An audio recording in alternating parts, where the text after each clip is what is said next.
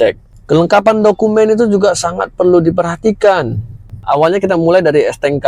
STNK kita cek, bisa kita cek dari pajak. Kemudian dari BK ya kita sesuaikan di STNK sama fisiknya. Kemudian nomor rangka, nomor mesin kita sesuaikan dengan fisiknya juga. Kemudian kita sesuaikan dengan di BPKB atas nama pemilik mobilnya juga. Kita samakan dengan BPKB semua. Biasanya yang perlu dicek sebelum membeli mobil, STNK, BPKB itu datanya sudah pasti harus disesuaikan. Kemudian faktur pembelian toko ya, kwitansi kosong jika udah tangan kedua.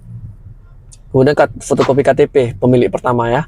Nah, itu yang diperlukan untuk memperpanjang pajak nanti ke depannya.